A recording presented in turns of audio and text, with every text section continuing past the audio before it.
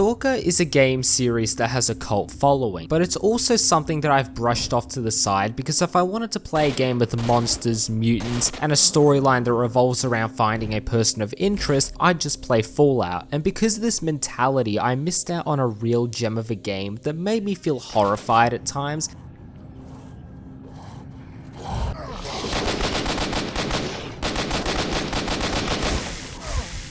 And a plot twist that some people might say was predictable, but I genuinely didn't see it coming. But all this forms an environment that I recommend people who like more difficult shooters to try, but the game is far from polished even for Eastern Europe standards, which is why people suggest so many different kinds of mods, but there wouldn't be a cult following or an abundant amount of mods if it wasn't for the devs that produced the original product, which is why I went in with no patches or mods, and this was kind of a mistake because we had random crashes, the human body breaking the laws of physics, and me getting blown up so hard I get launched into the next map. But a lot of people will also tell you to get a thing called Stalker Anomaly, which is essentially a free mod that is much more hardcore than the base game, and it introduces elements from all 3 games in the series, and I wouldn't recommend this for a new person because I went into Shadow of Chernobyl just wanting to learn the factions, the people, and the overall area without too much complexity, and I did give Anomaly a try and I got mobbed by a group of mutants as I was leaving the starting area, but I do look forward to trying it out again. But staying on Shadow of Chernobyl, the storyline at first is pretty straightforward, but then gets extremely confusing. But you are a stalker who has amnesia, and you find yourself in a place called the Zone, which, contrary to what some people think, isn't really a result of the 1986 Chernobyl disaster, but it's actually that event that led to Soviet scientists being tasked to research mind control technology here due to its discrete location. But once the USSR fell, the Ukrainian government, I suppose, tried to put a stop to them, but failed somehow. But this is where things get a little ridiculous. The scientists discover a thing called the Noosphere, which is a field that surrounds the Earth and it encompasses all human thoughts and behaviors. And when you discover something like this, the most logical thing to do is fuck with it. Hence why they created this thing called the common consciousness to try and alter the Noosphere so humans feel less negative emotions, such as cruelty. I suppose their intentions were good, but by doing this, they ended up creating a zone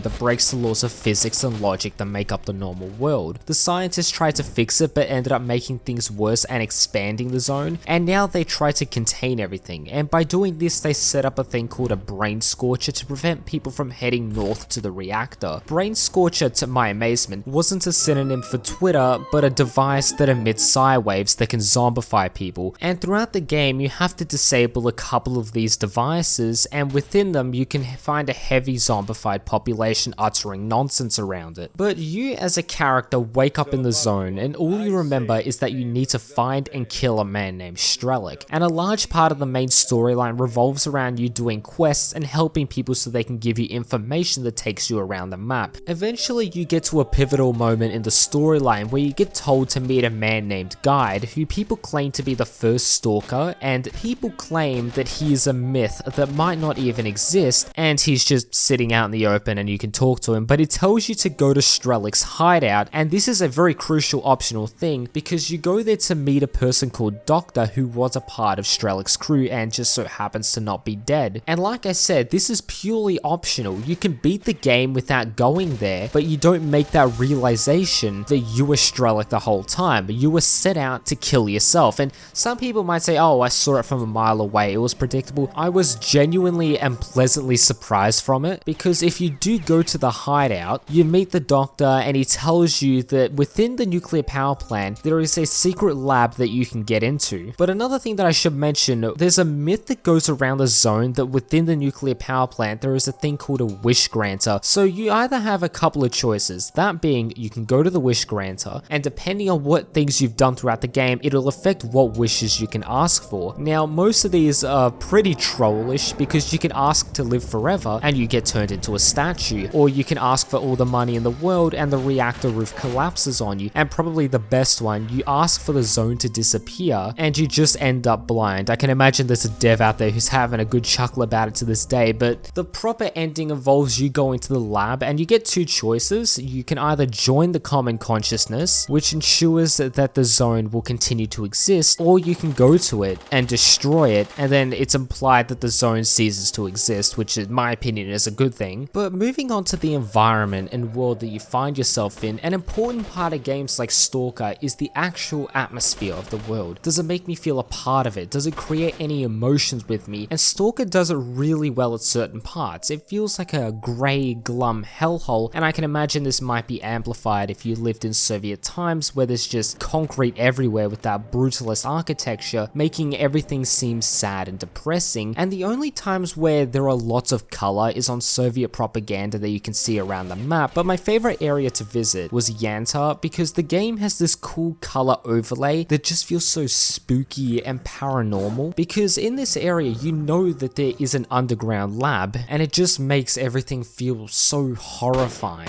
But one thing I found interesting is there's very little music used in the game. Most of the time you either hear the sound of nature, rain, or something growling behind you, because there's nothing scarier than entering a new area, having next to no visibility, and seeing a faint invisible figure that's growling and running at you at full speed. But the AI, they respawn after a certain amount of time, so traversing from one area of the map to the next makes you want to prepare appropriately. It isn't like Far Cry 3 where you secure an area and there isn't really too much of a threat going around. But a cool thing about the AI is that they exhibit behaviors. Feral animals will attack other AI, even feast on dead carcasses. Opposing faction members might get into a shootout and engage in firefights with each other, and the AI in a combat sense, it can be a bit of a hit or miss at times. I found them to not be brain dead and forget about me if I hid in the bush, but would rather fall back or even ambush me and try to outsmart me. And some people might say this isn't fair, but the AI can act a little strange at times as well. What I mean by this is they just won't notice you even if you're right next to them, or they'll just outright laser beam you, but that's more of a skill issue. But to ensure that you get the most out of the immersion of this game, I recommend that you turn off your crosshair, and people will also say to play on the hardest difficulty. I played on the second highest because I wanted a challenge, but I also wanted to have a fun time. But now, one thing I liked about the environment is the sense of danger that it creates. The only times that I really felt safe was in an underground bunker with I fucking can't say that name. You know who he is. But if I was out in the zone, I always felt like something could go wrong, like as if I was being watched, as if things could go from 0 to 100, and I really like that about the game. But let's move on to the gameplay as well as game mechanics, and a big part of Stalker games are things called artifacts and anomalies. Anomalies are these cool invisible rifts that you can find throughout the map. Some will shock you, some will burn you, and some will turn you into minced meat.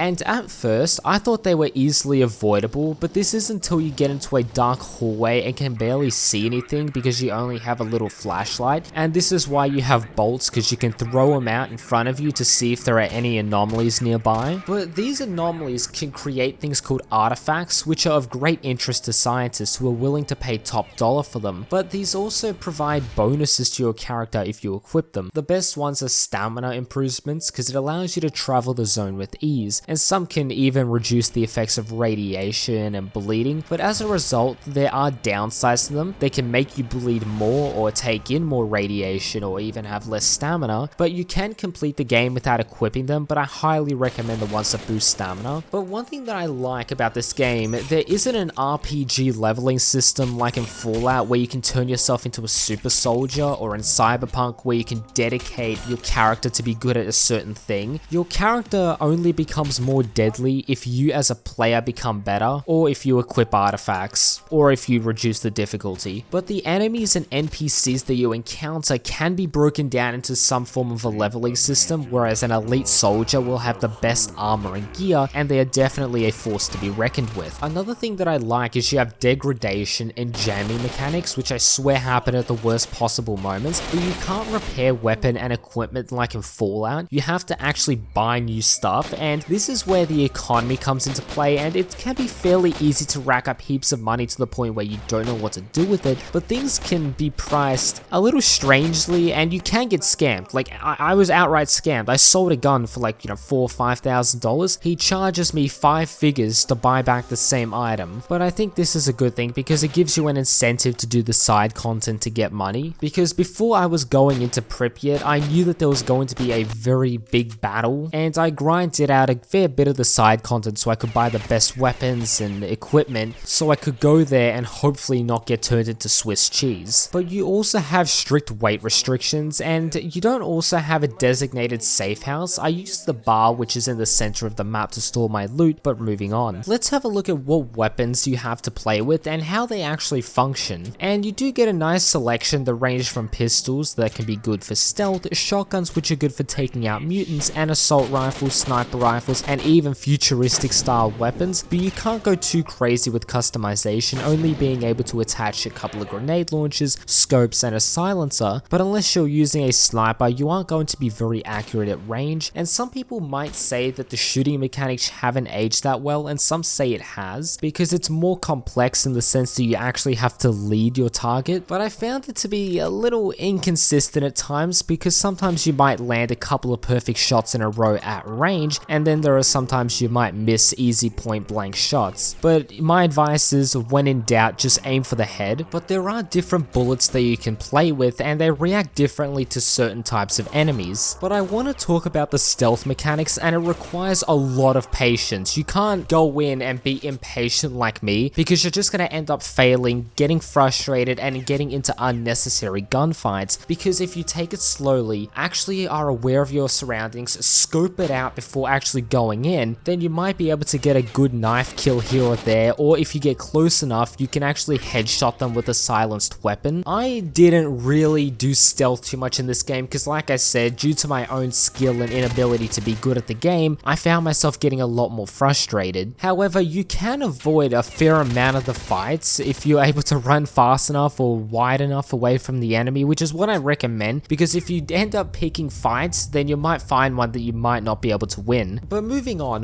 what makes this game good? Why do people like it so much? And I'd say it has to be, one, the atmosphere. You feel like you're in such a terrible hellhole, and it can be very hard to survive in it. There is a meme that goes around in the Stalker community that says, would you survive a week in the zone? But in all seriousness, the second thing is that your actions do have an effect on the greater world of the game. Not too in-depth in an RPG type system, but you can choose to work with different factions, and by doing so they might make other ones hostile towards you, and this could make traversing through certain areas of the map where this faction has a monopoly over a lot more difficult. And another thing is just the mods. There are so many mods. You can really pimp out the game to be the way that you want it to. And for Fallout 76, a little bit off topic here, I thought it was going to be a co-op experience. I was hyping up my friends, and obviously it launched and I was pleasantly disappointed. But the reason why I love Fallout 4 and also the previous ones is you can mod it to shithouse, you can play the game at your own pace, and it's set in, I wouldn't say, okay, Stalker isn't set in a post-apocalyptic world, but it definitely has an end-of-the-world type of vibe to it, and I really love that. I need to check out the Metro games, and it's just the aspect of managing your needs, your health, and everything that you do can lead you to danger.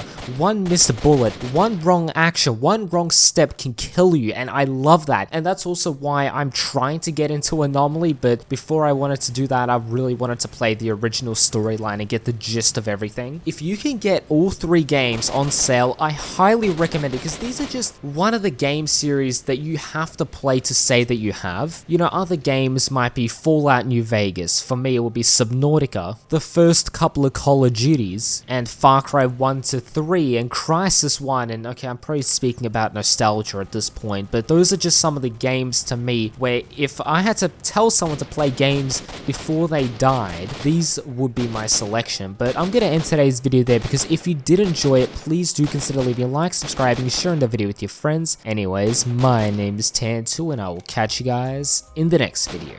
Peace.